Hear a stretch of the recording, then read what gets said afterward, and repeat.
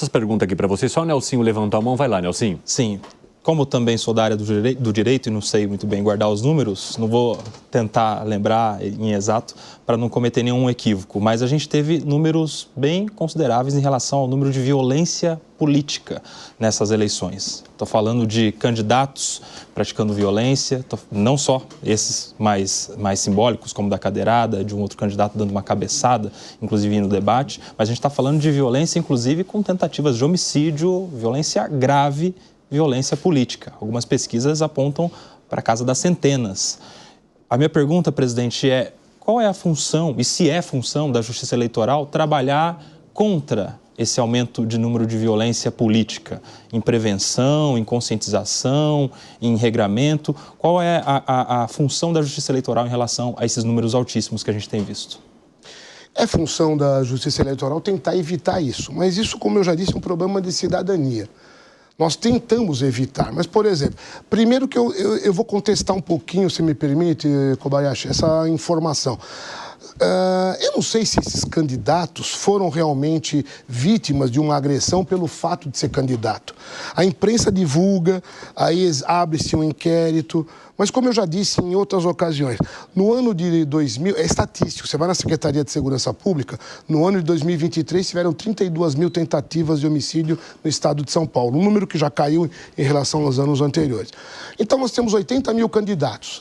Estatisticamente, se há 32 mil tentativas de homicídio no ano passado, uma hora não vai acontecer de uma tentativa de homicídio contra um candidato? É uma questão de matemática, de estatística, aquilo que a gente não gosta, mas é um raciocínio meio...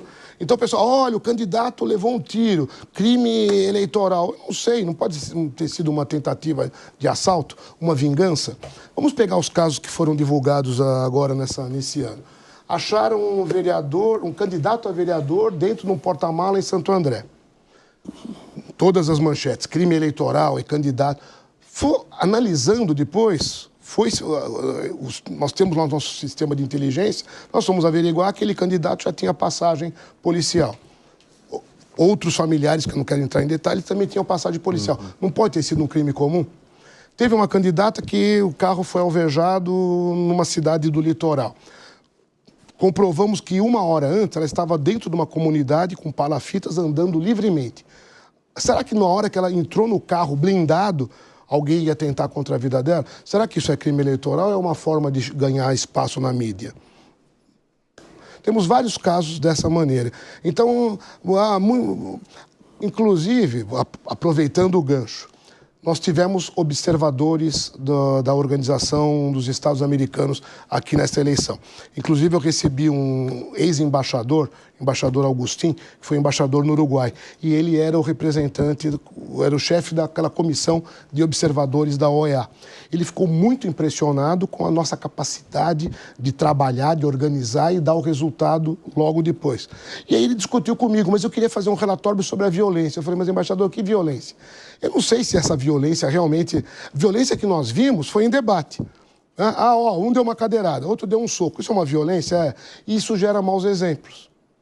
Então, daquilo que você me perguntou, nós tentamos coibir, mas o que acontece é a pessoa tem que ter uma civilidade. Isso acontece e isso replica. Eu sou de uma época em que, por exemplo, as regras... Sou de uma época, não. Todos nós somos. As regras têm que ser cumpridas. Quando eu era criança, eu sabia das regras em casa. Meu pai não precisava falar comigo. Meu pai me olhava, um olhar do meu pai, eu já sabia que eu tinha feito alguma coisa errada e já me retratava. Hoje tem gente que, em razão dos maus exemplos... Por que mau exemplo?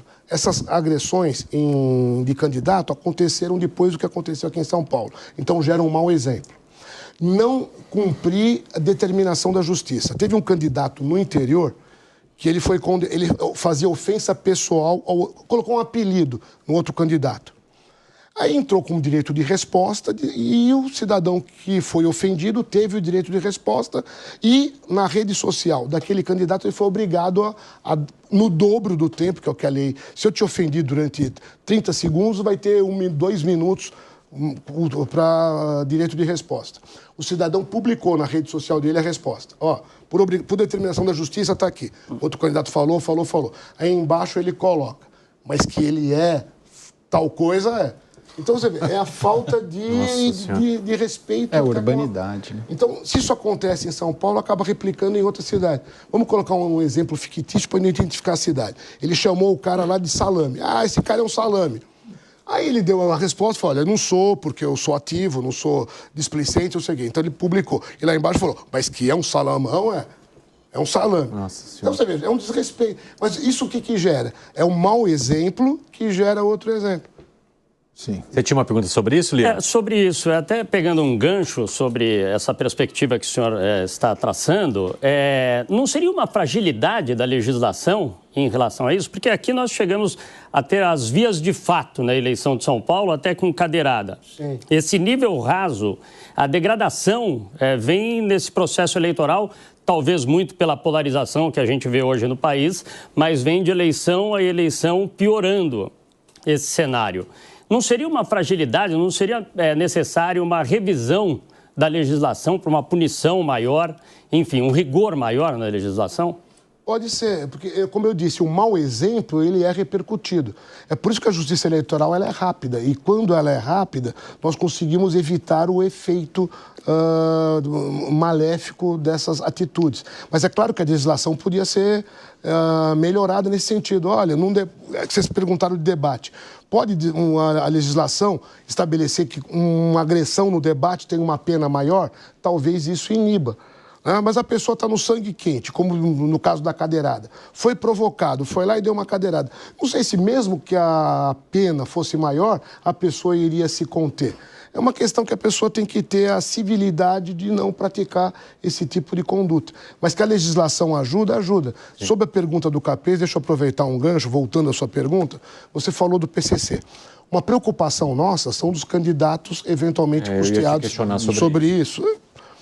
Eu já falei numa outra entrevista que eu gostaria muito que o Congresso Nacional nos ajudasse.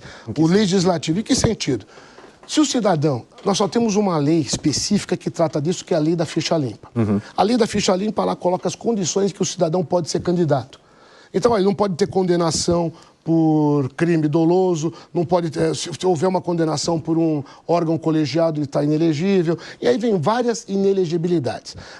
Mas uma das principais é que ele não tenha condenação.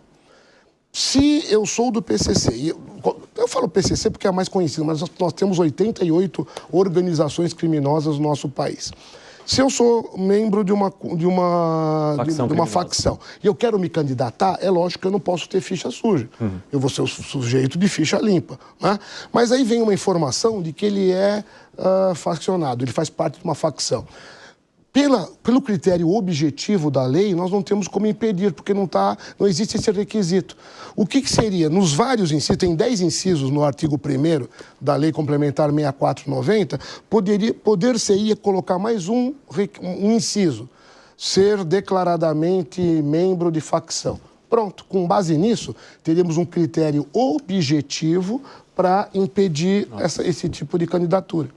Ou seja, um dispositivo que poderia fazer toda a diferença. Toda a diferença, porque aí nós teríamos... Aí vem aquela história, se eu hoje não há uma previsão, se eu impeço uma candidatura por suspeita de que ele faz parte de uma facção, eu estaria censurando, porque não existe norma posta. Se tiver um artigo dizendo que, olha, e nas cadeias, nas penitenciárias, como é que funciona? Para a própria proteção do condenado, quando ele entra na penitenciária, ele responde um questionário.